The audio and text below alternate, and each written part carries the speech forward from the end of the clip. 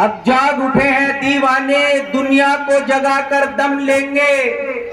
अब जाग उठे हैं दीवाने, दुनिया को जगा कर दम लेंगे।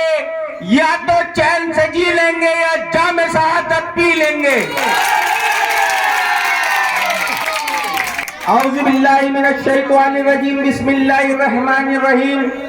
मंच पे तशरीफ हमारे महानगर कमेटी के बहुत ही जिम्मेदार, बहुत ही पुराने साथी, मजलिस को आगे तक ले जाने वाले, मजलिस का पैगाम घर घर तक पहुंचाने वाले जनाब याद मोहम्मद अंसारी साहब, जनाब फहीम अंसारी साहब, अमजद साहब, शुएब साहब, शहजाद साहब और हमारे वार्ड 84 के भावी प्रत्याशी जनाब इदरीस अब्बासी साहब, आप तमाम बुजुर्ग, नौजवान और पर्दे में बैठी मेरी इज्जतदार पर्दानशी माओ बहनों, आप सबको सलाम पेश करता हूँ। अस्सलाम वालेकुम।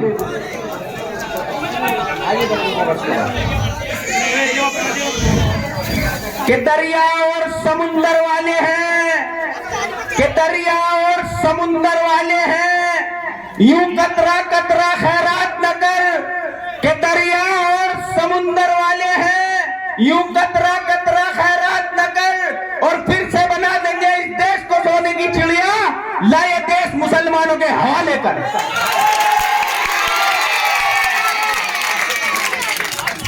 मेरे भाइयों, बात बिल्कुल हक और सच है। इस देश में जब मुसलमान मुत्तहिद था, एक था, उसके हाथ में उसका झंडा था, उसका डंडा था, तो इस देश पर मुसलमानों की तूती बोलती थी, मुसलमानों की हुकूमत थी, लोग उसके सामने झुकते दबते जाते थे। लेकिन ना जाने वो कैसी वजह हुई कि जब से ये देश आजाद हुआ तब से हम गुलामी की जिंदगी जी रहे हैं। किसी ने हमारे हाथ में समाजवादी पार्टी का झंडा थमा दिया, किसी ने हमारे बसपा का झंडा थमा दिया, किसी ने हमारे हाथ में कांग्रेस का झंडा थमा दिया, और हमारे लोगों के दिलों से जो मोहब्बत है वो खत्म कर दी।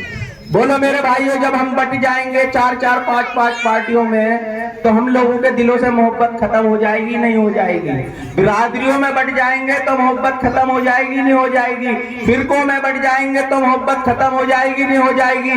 इन लोगों का मकसद ये था कि इन मुसलमानों को एक नहीं होने देना है, क्योंकि ये जिस दिन एक हो गया ये फिर से इस देश पर हुकूमत कर लेगा।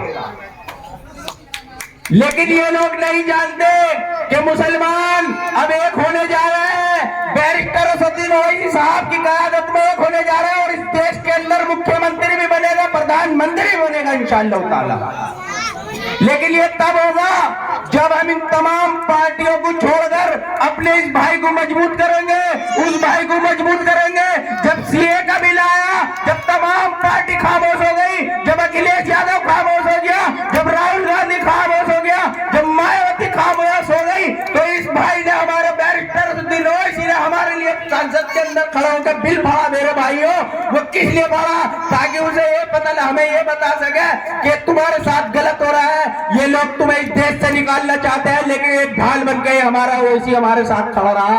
आज इसे हमें खड़ा करने की जरूरत है, इसे ताकत देने की जरूरत है, इसे इक्तदार की कुर्सी में बिठाने की जरूरत है। हमने तमाम पार्टियों को इक्तदार की कुर्सी में बिठाया, यादव को इक्तदार की कुर्सियों में बिठाया, अखिलेश यादव को बिठाया, मायावती को बिठाया, राहुल गांधी को बिठाया, लेकिन आज हमें इस भाई को कामयाब करना है, इसे ऊपर ले जाना है, इसे गिराने नहीं है। मेरे भाइयों, इसे गिराने नहीं है। अगर ये गिर गया तो आने वाले कई सौ सालों तक हमारे लिए कोई बोलने वाला, कोई खड़ा होने वाला पैदा नहीं होगा। मेरे भाइयों, कोई पैदा नहीं होगा।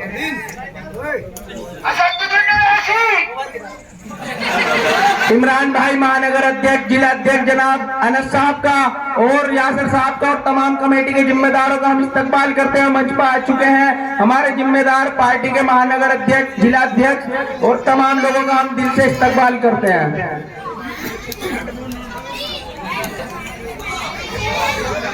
मेरे भाइयों, तो मैं आप लोगों से ये कह रहा हूं कि हम लोगों ने हिस्सेदारी छोड़ दी। हम लोगों को हिस्सेदारी दिलाना चाहते हैं ओवैसी साहब सत्ता के अंदर। हिस्सेदारी क्या है? क्या है हिस्सेदारी? आपको सीधा सा बड़ी भाषा में इसकी बताता हूँ हिस्सेदारी की। आप घर में दो भाई हो, दोनों भाइयों का हिस्सा है। अगर वो हिस्सा एक भाई छोड़ देगा और एक भाई के पास चला जाएगा तो दूसरा भाई कमजोर हो जाएगा ना मेरे भाइयों, हो जाएगा ना कमजोर। एक के पास घर हो गया, एक बेकार हो गया, कमजोर हो जाएगा। लेकिन आपके पास, आप अगर दो भाई हो तो अपना एक हिस्सा कौन छोड़ेगा? कोई नहीं छोड़ेगा ना, कुछ भी हो जाए नहीं छोड़ेगा। अगर उस पर कोई कानूनी कार्यवाही करनी पड़ेगी तो भी हिस्सा लेगा, किसी भी तरीके से लेगा, लेकिन अपना हिस्सा घर के अंदर जरूर लेगा। लेगा नहीं लेगा मेरे भाइयों? लेकिन हमारे साथ क्या हुआ? हमारे साथ ये हुआ कि जब हमने इनको वोट दी तो इन लोगों ने, इनको हिस्सा मिल गया। इनको हिस्सा कैसा मिला कि जब धूप पड़ती है ना तो ये धूप के अंदर एसी में बैठकर कलम चलाकर पैसे कमाते हैं, ये नौकरी करते हैं, ये पुलिस में जाते हैं, ये आर्मी में जाते हैं, ये जज बनते हैं, ये वकील बनते हैं। लेकिन हमारे यहाँ पर मुसलमानों के अंदर, जिसमें से मैं भी हूँ, हम रिक्शे चला रहे हैं, ठेले चला रहे हैं, मजदूरी कर रहे हैं, रेड़ी लगा रहे हैं, और हम चिनाई का काम कर रहे हैं, किसी का घर बना रहे हैं, किसी की चौखट विंडो बना रहे हैं, या किसी के यहाँ पर हम नौकरी कर रहे हैं। ये हिस्सेदारी होती है। ओवैसी साहब क्या कह रहे हैं? सुनो बिल्कुल ध्यान से, सुनने की बात है। ओवैसी साहब ये कह रहे हैं कि जब दो भाई है इस देश के अंदर, एक घर में दो भाई हो है ना, तो दोनों को हिस्सा बराबर मिलना चाहिए।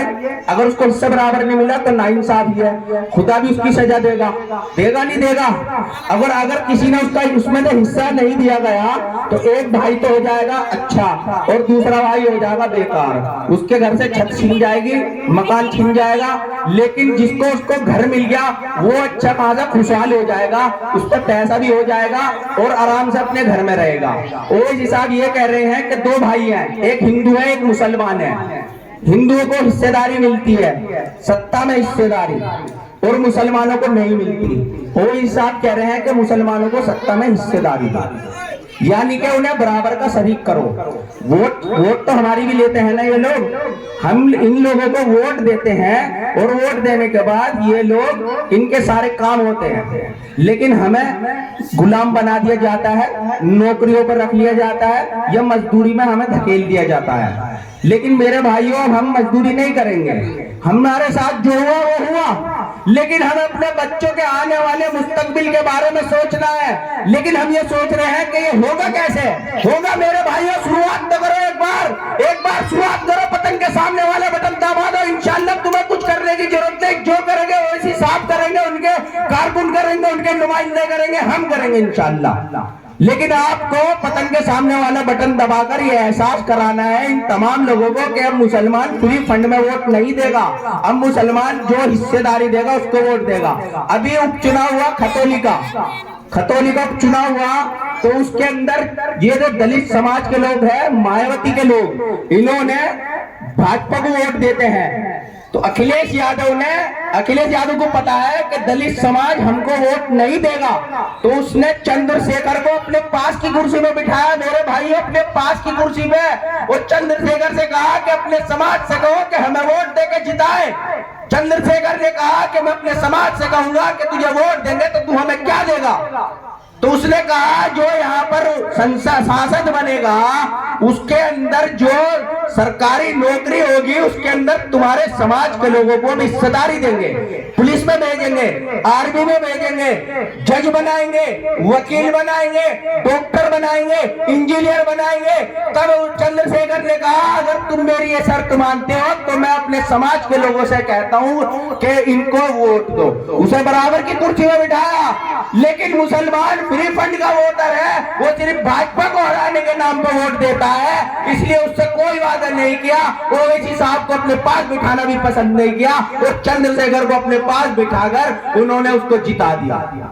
और जीतने के बाद मुसलमानों को कुछ नहीं मिलेगा, केवल मुसलमानों ने वोट दी, मिलेगा तो चंद्रशेखर को मिलेगा, दलित समाज को मिलेगा। तो ये हमारी हिस्सेदारी की लड़ाई है, और ये हिस्सेदारी तब तक लड़ेंगे जब तक इस जिस्म में जान है, और इंशाअल्लाह वो जब तक मुंह में जबान है, जब तक ये हिस्सेदारी लड़ेंगे। तो एक बार मेरे भाइयों बता दो कि मैं अगर गलत कह रहा हूँ, क्या मेरी बात सही है या नहीं है, मुझे बता दो कि हमें सत्ता में हिस्सेदारी लेनी है नहीं लेनी है, बता दो बस मुझे। हमें सत्ता में हिस्सेदारी लेनी है नहीं लेनी है, हाथ उठा के बता दो, चाहिए नहीं चाहिए। तो पतंग के सामने वाले बटन दबाना है, ओवैसी साहब को जिताना है। नारा लगा लो जोर से, नारा तकबीर, नारा तकबीर, नारा तकबीर। हिस्सेदारी की बात